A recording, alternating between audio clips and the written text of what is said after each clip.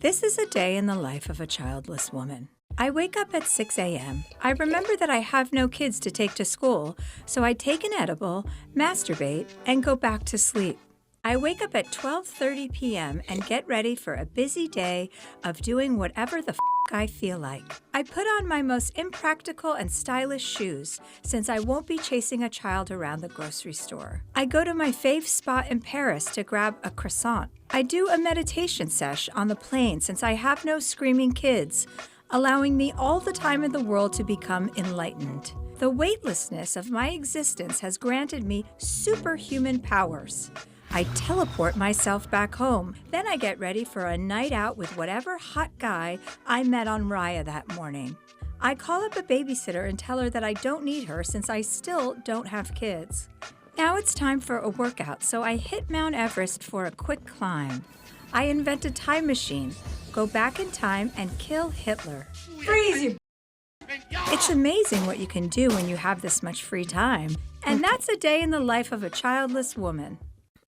Okay, so I get it's supposed to be a joke. I mean, I think that could have been funny. Like, I think that there's probably a way that she could have made that humorous, but I literally did not crack a smile because it wasn't funny. I find things funny sometimes that are offensive to me. For example, I think Ricky Gervais is so funny, and yet he says things about Christianity and even babies that I find offensive, and yet I'm like, I get how that is funny and super clever and the delivery is good. That wasn't at all.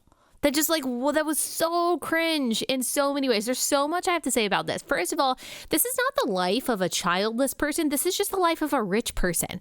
You think a childless person who doesn't have millions and millions of dollars can do something like this? You think they can, go to Paris and all of these things? This is not, you're not able to do these things because you're childless. Because someone with as much money as you would just hire a nanny and you would still do all of these things. Anyway, that's point number one. This is the life of a rich person. It's not the life of a childless person. So hardy har. And then number two, girl, Chels, you're 47. Okay? You're 47.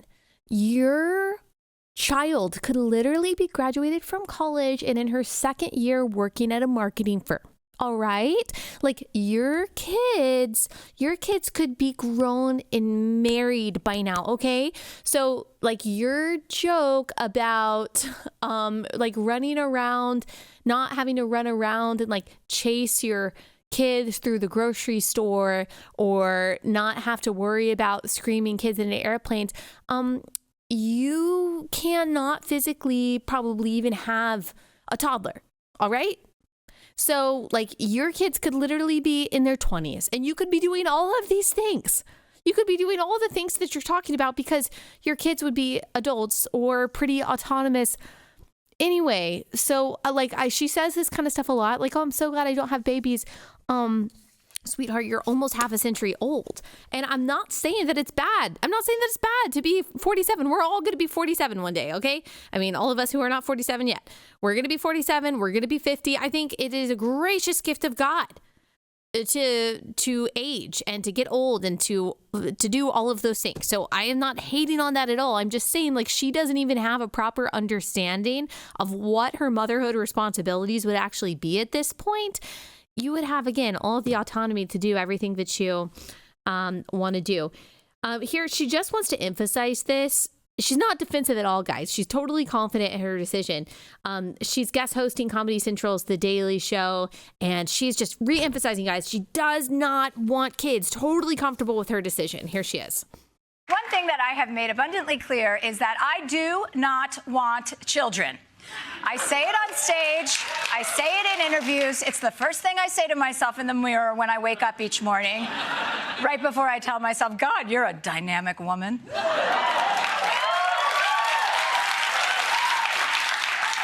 Kids don't respect me, and quite frankly, the feeling is mutual. And the fact is, there are millions of women just like me, but for some reason, every single one of us at some point in our lives is shamed by society for not wanting a baby. But these Fox News trolls are right about one thing. I am miserable. In fact, I was just scrolling through my Instagram feed the other day, realizing how miserable I am. I'm miserable on the beach. And then here I am miserable on the top of a mountain. And then here I am miserable scuba diving. And then I'm miserable again smoking a joint in a hot tub.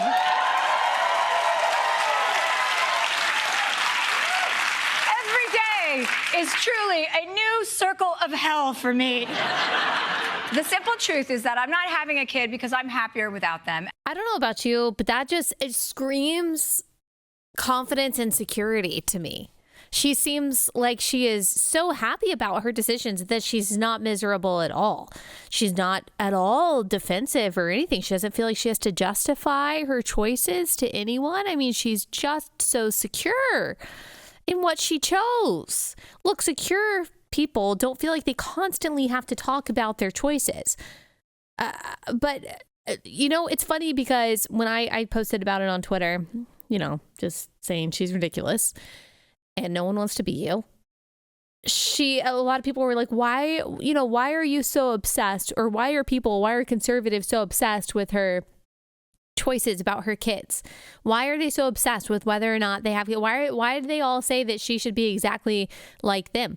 Why is she so obsessed with it? She's the one who talks about it all the time. I would have never given a thought or had a comment about whether or not Chelsea Handler had kids. I don't care. In fact, it doesn't really seem like she would be the best or kindest or most compassionate mother, just to be honest. Although I think she probably could have been if she would have allowed her kids to live and would have loved them and raised them and all of that. But I mean, I don't care what she does. She's the one who's constantly talking about it. She's the one who is constantly talking about how we moms are so miserable, how we have such a difficult life, how we can't do all of the things that she gets to do. She is the one who is obsessed with our reproductive decisions, not the other way around. She's the one who's constantly talking about it. I am not obsessed with what Chelsea Handler, with what she does and whether or not she decides to have a child. She is constantly talking about it and celebrating it, and in doing so, putting down motherhood, denigrating motherhood constantly and talking about how awful kids are. Like, it's one thing to say you're confident in your decision. That's that. And while I do think that Christians who are married should, if possible, have children, whether that's biological or through adoption, I do think that is a call that we have, and we really need to analyze our hearts and look into our hearts to ask ourselves why we don't want kids or why we're not having kids. But like for single people, like that's not a calling that you have. That's not a responsibility that you have. Okay.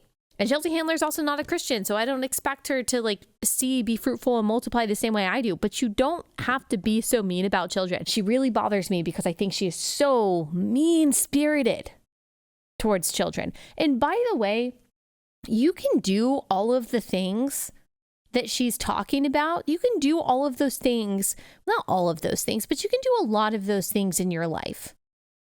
I mean, some of them you don't want to do because they're immoral, but you can do a lot of those things. You have a lot of freedom when your kids go down to sleep. You can go on vacations and things like that. It's true. Every mom needs a break. Every mom wants a break. All right. I'm not saying it's not hard. I'm not saying it's not difficult. I'm not saying you don't give things up. You do sacrifice a lot, but to pretend that it's constant misery, that it's a constant burden, just isn't true. And by the way, it's also just a wrong way of looking at things, because sacrifice is actually good. It actually makes life purposeful. It actually makes life fulfilling. It actually gives you more long-term joy than constantly serving yourself does. I mean, she worships herself. She has become an idol for herself, and we know where that ends. Not just temporally in this life, but also eternally. And so she can say that she's not miserable all she wants to, but we understand that since she doesn't have joy from Christ, we know that she's got a deficit of joy and satisfaction. And that's actually why she feels the need to constantly tell people that she's happy and she's fulfilled because she has all this money, because she's probably actually really struggling. If you enjoyed this video, hit like and subscribe to our channel so you'll be sure to see similar videos from BlazeTV, with the added bonus of signaling YouTube that your voice and opinion still matters. And if you're looking for more great conservative content, check out one of the 2 videos suggested here.